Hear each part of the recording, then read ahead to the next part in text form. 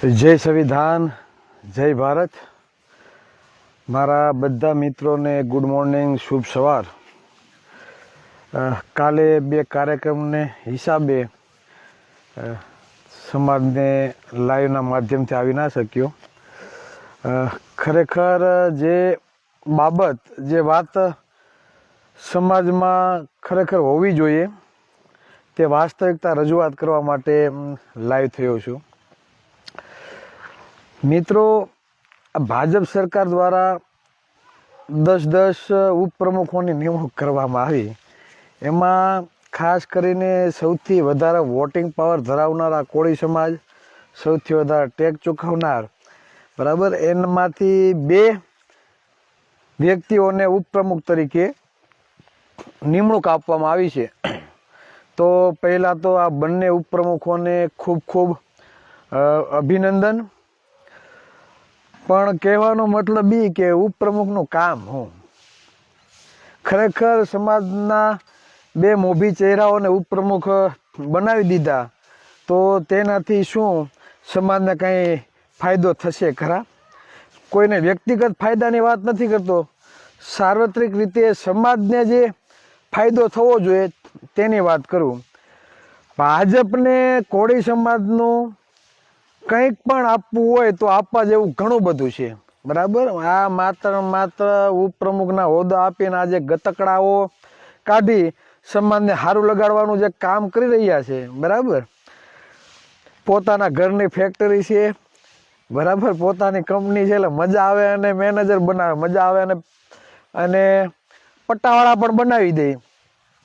એટલે કહેવાનો મતલબ એ છે કે ઉપપ્રમુખની ખરેખર કામગીરી, હું ઉપપ્રમુખ બન્યા પછી આપણા હક અધિકારો અને આપણી જે વાસ્તવિક જરૂરિયાતો છે તેના માટે તે લોકો અવાજ ઉઠાવશે ખરા?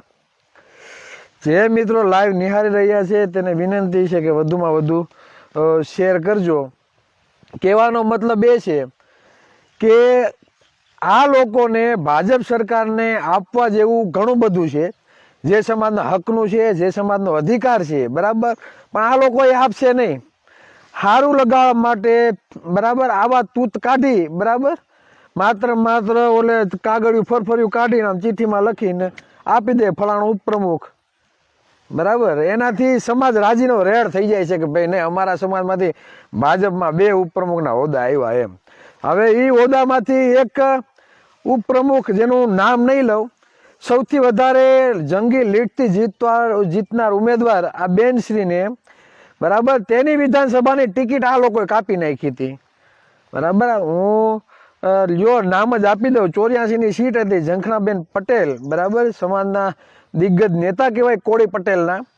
આ બેન ગઈ વિધાનસભાની પહેલાની જે વિધાનસભા હતી તેમાં સૌથી વધારે લીડથી જીતનાર આપણા કોળી સમાજના બેન ઝંખનાબેન પટેલ હતા, જે સૌથી વધારે લીડથી જીતનાર હતા. તો એની જ વિધાનસભાની સીટ ઉપર જેના માત્ર 3000 મત છે તેને ટિકિટ આપી દીધી, આ બેનની ટિકિટ કાપી નાખી. આ છે ભાજપની વાસ્તવિકતા કે જ્યાં આપણું પ્રતિનિધિત્વ હોવા છતાં, આપણી ભાગીદારી સૌથી વધારે હોવા છતાં આપણી ટિકિટ પણ આ લોકો કાપી નાખે છે. હવે સમાજને સારું લગાડવા માટે, કોળી પટેલોને સારું લગાડવા માટે, આ બેનને સારું લગાડવા માટે ઉપપ્રમુખનો હોદ્દો આપી દીધો. અમે સંગઠન ચલાવીએ છીએ, યુવા કોળી એકતા સંગઠન. 10 નહીં 20 ઉપપ્રમુખો બનાવવા હોય એટલે અમે લેટર પેડ કાઢીને જો આમ નામ લખી નાખીએ, જેને ઉપપ્રમુખ બનાવવા હોય એને, બરાબર, જેને ઈચ્છા હોય એને, અને નીચે સહી કરી નાખીએ, એને ઉપપ્રમુખ બનાવી દે. 10 નહીં 20 બનાવી દે. હું કામે?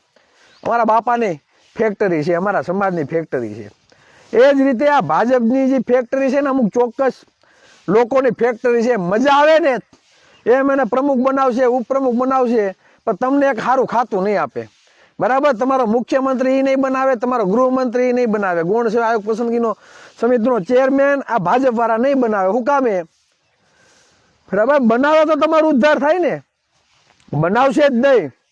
કેમ કે આ લોકો માત્ર ને માત્ર તમારા મતનો ઉપયોગ કરવો છે, તમારા ટેક્સના પૈસે એના સમુદાયમાં નો વિકાસ કરવો છે, તમારો વિકાસ કરવો નથી. ભાજપ સરકારને ખરેખર આપવું હોય તો પોલીસ કોન્સ્ટેબલની એક્ઝામમાં જે દોડના માર્ક કાઢી નાખ્યા ને ભાઈ, તો એ દોડના માર્ક ફરી ઉમેરો, બધા સમાજને એનાથી ફાયદો થશે. 2022માં 71% ઉમેદવારો એવા હતા જેને 25માંથી 25 ગુણ લઈ આવવાવાળા ઓબી સમાજના 71 ઉમેદવાર હતા. આ લોકોને ખબર પડી ગઈ કે કોળી, આહિર, ભરવા, રબારી, મિસ્ત્રી 146 જ્ઞાતિ ઓબીસીમાં આવે છે. દલિત સમાજ, આદિવાસી સમાજના દીકરા દીકરીઓ મેદાનમાં આ લોકો 25માંથી 25 ગુણ લઈ આવે છે. એટલે દોડના માર્ક કાઢી નાખ્યા. તલાટી અને કોન્સ્ટેબલનું પેપર હાઈ લેવલનું કરી નાખ્યું. ચાલો ને મેદાનના માર્ક નો કહીને આ લોકો લેખિતમાં પાસ ન થવા જોઈએ. તો ભાઈ કરવું હોય તો જે આ પેપર સ્ટાઇલ તમે બદલી છે એમાં કંઈક ફેરફાર કરો. પોલીસમાં જો દોડના માર્ક તમે કાઢી નાખ્યા, ટણપાઓ એ ઉમેરો ને તો કંઈક સમાજને ફાયદો થાય. આ ઉપપ્રમુખના ફરફરિયા પાડવાથી કંઈ સમાજને કંઈ ફાયદો નથી થવાનો. બરાબર, કહેવાનો મતલબ એ છે કે વાસ્તવિકતા કોઈ રજૂઆત નથી કરે. અમારા જેવા કોઈક આવે તેમ થાય ચિરાગભાઈ વિરોધ કરે. આપને કાંઈ વિરોધ નથી ભાઈ. કહેવાનો મતલબ એ છે કે તમે પ્રમુખ બનો, ઉપપ્રમુખ બનો કે મુખ્યમંત્રી બનો, પણ એનો કંઈક સમાજને તો ફાયદો થવો જોઈએ ને. સમાજને કાંઈ ફાયદો ન થાય, તમને કદાચ ઉપરની ટોચ ઉપર બેસાડી દે તો શું કામનું? અત્યાર લગી આ 8 ભરતીઓ ગઈ છે. 8 ભરતીઓમાં જે 70% લેખે આપણી જે ઓબી સમાજની ભાગીદારી છે, 70 લેખે તો ભરતી આ લોકો કરી નથી. અને રોસ્ટરના ગતકડા ગાલી દે. આરક્ષણ વિશે સમાજને નોલેજ નથી, રોસ્ટર વિશે ક્યાંથી નોલેજ હોવાનું? એટલે આપણી ભાગીદારીની જે નોકરીઓ છે એ ખુલ્લેઆમ ખવાઈ રહી છે. આપણા ટેક્સના પૈસા અમુક ચોક્કસ સમુદાયના વિકાસ માટે વાપરી રહ્યા છે. એને આપણે કાંઈ વાંધો નહીં, ભલે 2,000 કરોડ આપે, હજી 1000 કરોડ લઈ જાય, આપણે કંઈ વાંધો નથી. તકલીફ ત્યાં પડે છે કે એને 2,000 કરોડ આપો છો તો અમારું શું, અમને તો આપો. ટેક્સ તો અમે ચૂકવીએ છીએ. ટેક્સ કોણ ચૂકવે છે? સૌથી વધારે ઓબી સમાજ, એસસી એસટી સમાજને, એમાં પણ આ કોળી ઠાકોર, કોળી પટેલ સમાજ જે છે તે સૌથી વધારે સંખ્યા ધરાવે છે. અને સૌથી વધારે પર વ્યક્તિ દીઠ 57,000 રૂપિયો ટેક્સ ચૂકવે. તો આપણા પૈસે અન્યને લાણી આપવામાં આવે છે ને આપણે કાંઈ નહીં. આપને શું આપે? આપને ધોકા આપે. હળવદમાં, વિશ્યામાં ને કોટડામાં, પીછવીમાં આપણા ભાગમાં છે ધોકા. એટલે ભાજપ સરકારને આપવું હોય બરાબર તો પાટીદાર સમાજના જે આંદોલનકારીઓના કેસો પાછા ખેંચાઈ ગયા તો ભાઈ તમે ઓબીસી, એસસી એસટી સમાજના, કોળી સમાજના જે પણ ખોટા કેસો તમે ઠોકી બેહાડ્યા છે 307 જેવા, એમાં સરકાર જ છે ફરિયાદી. બરાબર, એમાં બીજું કોઈ નથી, સરકાર ખુદ ફરિયાદી છે. તો એ કેસ પાછા ખેંચાવો તો સમાજને કંઈક ફાયદો થશે.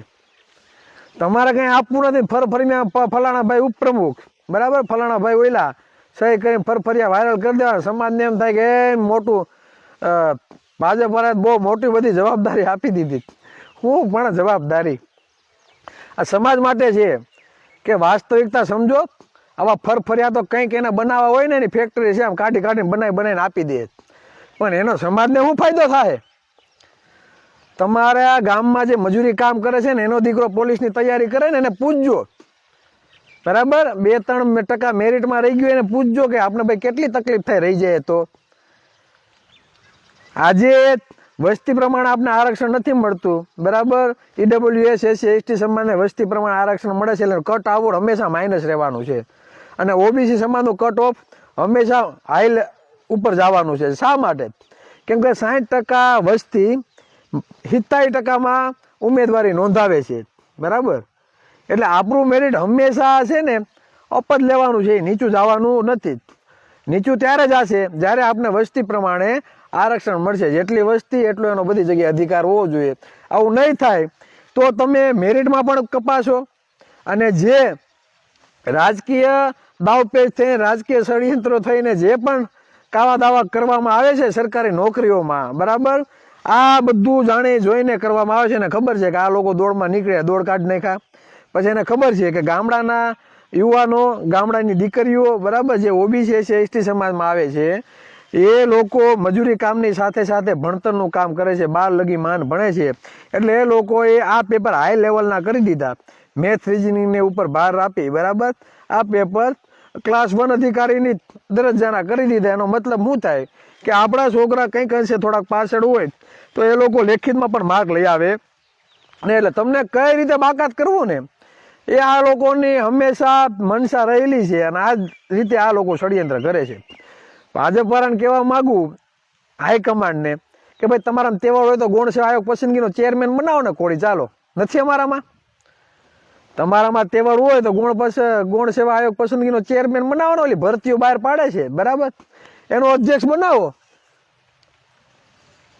એ નહીં બનાવે. શું કામ? એ તમને સારું ખાતું ને ગૃહમંત્રી નહીં બનાવે. હું કામ નહીં બનાવે? કેમ કે આ લોકો એના જ મળતિયાઓને હેઠે કોન્સ્ટેબલ, હેડ કોન્સ્ટેબલ, પીએસઆઈ, પીએસઆઈમાંથી પીઆઈ માંથી ડીવાયએસપી એસપી, આ બધા પ્રમોશન કરવા હોય ને ભાઈ, તો આ બધું જ્ઞાતિવાદ જ હાલે છે ખુલ્લે આમ. અને જ્ઞાતિવાદ ન હાલતો હોય તો આપણા મુખ્યમંત્રી ન બની ગયા હોય, લાડ બધા ગૃહમંત્રી બની ગયા હોય, ખાતા હારા હારા આપ્યા હોય, કાલે કાર્યક્રમમાં ગયા, એમાં ખુદ આપણા રાજકીય નેતાઓએ સ્વીકાર્યું કે આપણી પાસે મતો છે પણ મગજ નથી. બરાબર, મતો છે મગજ નથી. મોદી સાહેબના કેટલા મત, અમિતભાઈના કેટલા મત, એ સ્વીકારે છે કે આપણે વ્યવસ્થિત ભાગીદારી નથી મળતી, વ્યવસ્થિત ખાતા પણ આપણે નથી મળતા. પછી એમનો વારો પૈતો ને પછી મારો વારો આવ્યો. એટલે મેં એવું કીધું કે સત્ય વાત સ્ટેજ ઉપરથી રજૂ કરવી બહુ સારી વાત કહેવાય. બરાબર, કહેવાનો મતલબ એ કે મોદી સાહેબ ને અમિત સાહેબના સમાજના લોકોને આયા બુદ્ધિ આપી છે ને આપણે કઈ પાણી આપ્યું તેવું નથી. પણ સમાજને વાસ્તવિક જાગૃત કરશે કોણ? તમારી જવાબદારી છે, તમે નિભાવતા નથી. અને તમે એમ કહો સમાજ પાસે મગજ નથી. મત છે, સમાજ પાસે મગજ બહુ છે ભાઈ, પણ તમારે વાસ્તવિકતા મગજમાં સમાજને ઉતારવી પડે કે ખરેખર સૌથી વધારે મત આપણા છે, સૌથી વધારે ટેક્સ આપણો છે. આ દેશ બંધારણથી ચાલે છે. બરાબર, અને બંધારણમાં એવું કીધું છે જેની જેટલી વસ્તી એટલો એને બધી જગ્યાએ અધિકાર હોવો જોઈએ.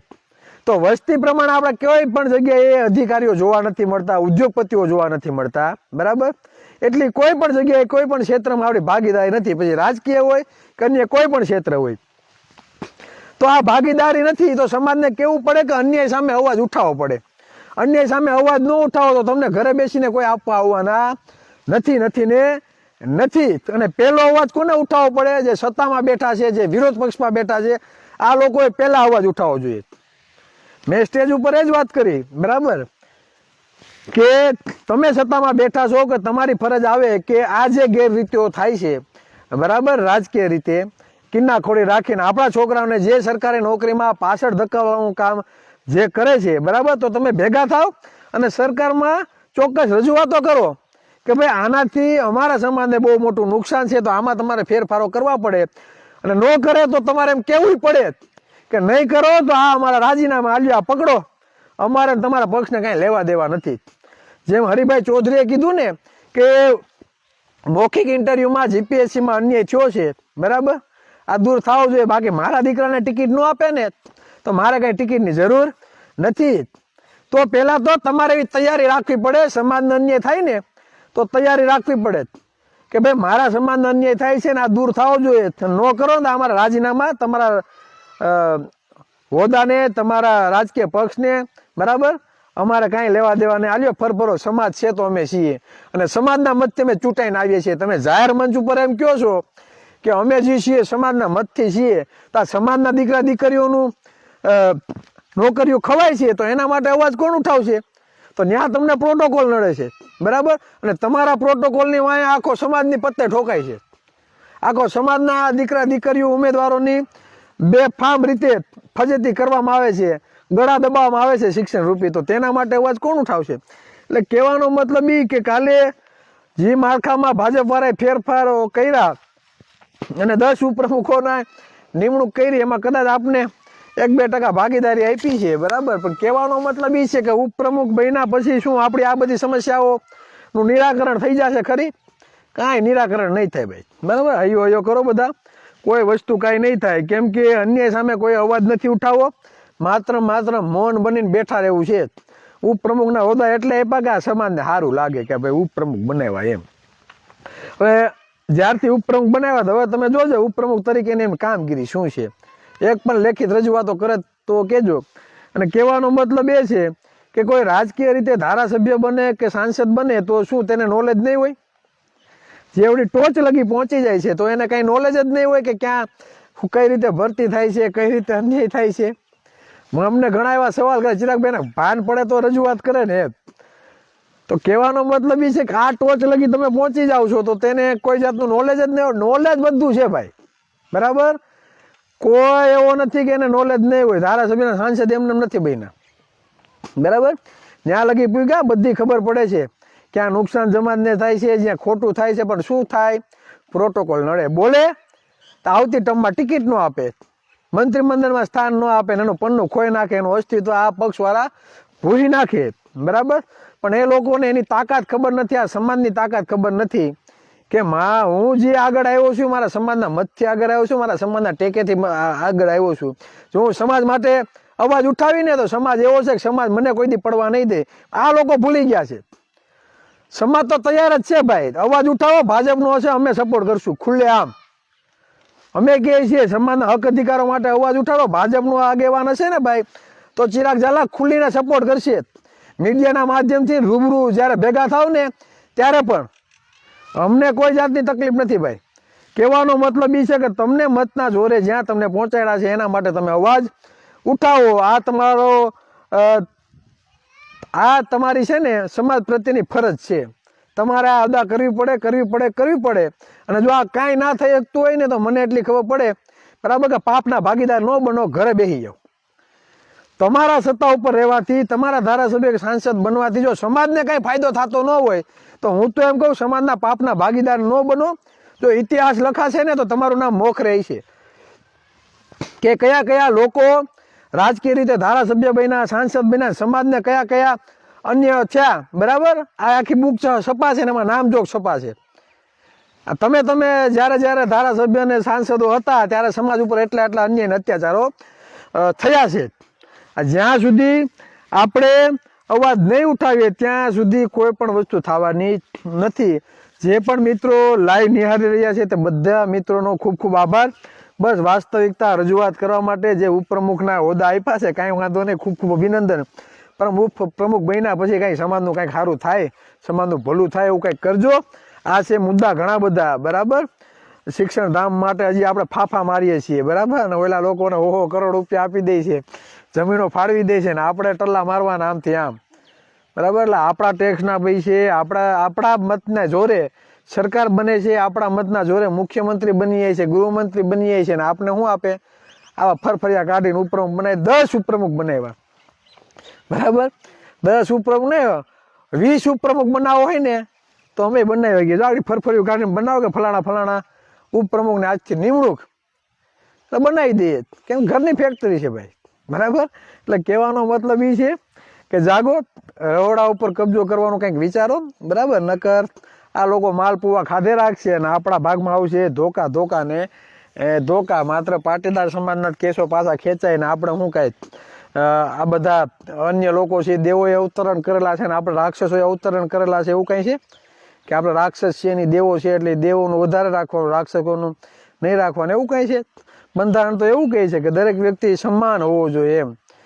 તો પાટીદાર સમાજ માટે અલગ નિયમ, વાણિયા અને બ્રાહ્મણ સમાજ માટે અલગ બંધારણ, અને કોળી ઠાકોર ઓબીસી એસસી એસટી સમાજ માટે અલગથી બંધારણ. આવું હોય 2 બંધારણો છે, 2 બંધારણો આ લોકોએ ઘરની ફેક્ટરી કરીને કરી દીધા છે.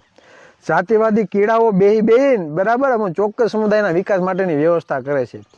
અમને કોઈનો વાંધો નથી, પણ અમારા ભાગનું તમે જે જૂટવીને લઈ જાઓ છો ને ભાઈ, એ સહન નથી થતું. એટલે એના માટે હંમેશા અવાજ ઉઠાવશું. કાલે બારડોલી પણ શિક્ષણનો કાર્યક્રમ હતો, ત્યાં જઈને આપણે આ જ વાત કરી, કેમ કે દૂધ લેવા જાવ દોણી હંતાડવી એ આપણો સ્વભાવ નથી. હું દૂધ લેવા જાઉં અને દોણી હંતાડવી એ આપણો સ્વભાવ નથી. સમાજ સામે બેઠો હોય એટલે સમાજને વાસ્તવિકતા રજૂઆત કરવી એ આપણી નૈતિક ફરજ છે સમાજના દીકરા તરીકે. જો આપણે સમાજ સામો બેઠો હોય ને આપણે અંધારામાં રાખીએ સમાજને, તો એ કાર્યક્રમમાં જવાથી ને કંઈ ફાયદો નથી. આ તો આપણે જઈએ અને સમાજને કંઈક ફાયદો થતો હોય, બરાબર, તો તે બાબતે વિચારવું પડે. પછી ત્યાં જઈને ચિરાગભાઈ પ્રોટોકોલ છે એટલું થોડુંક ધ્યાન રાખજો, બરાબર. પણ કહેવાનો મતલબ એ કે વાસ્તવિકતા સમાજને રજૂઆત કરવી પડે, બરાબર. અમને ખબર પડે છે કે ભાઈ થોડુંક ક્યાં હોય થોડીક મર્યાદા રાખે ને આપણે થોડું ઘણું ચેન્જીસ પણ કર્યું છે, નથી કર્યું એવું નથી. પણ કહેવાનો મતલબ એ છે કે ઉપપ્રમુખ બનાવ્યા ખૂબ સારી વાત કહેવાય, આપણે કાંઈ વિરોધ નથી. પણ ઉપપ્રમુખ બન્યા પછી સમાજને કંઈક ફાયદો થાય એવું પણ વિચારજો, બરાબર. એટલે આ લોકોને જ્યારે ટિકિટ આપવી હોય ને ખાતા આપવા હોય ને ત્યારે તકલીફ પડે, હોદ્દા તો ગમે એને આપી દે છે, બરાબર. જેમાં જેના કાંઈ કામ કે કોઈ જાતનું કાંઈ ઓલું નથી ને. નાણાં મંત્રી બનાવો ભાઈ, શિક્ષણ મંત્રી બનાવો, ગૃહમંત્રી બનાવો, આવા કંઈક ફરફરિયા કાઢીને બનાવો ને તો આમ કંઈક મજા આવે એમ સમાજને. એટલે આ વાસ્તવિકતા છે. એટલે આ વાસ્તવિકતામાં સમાજ સુધી પહોંચે તેવો દરેક વ્યક્તિએ પ્રયત્ન કરવો. ફરી પાછા મળીશું. જય સંવિધાન, જય ભારત.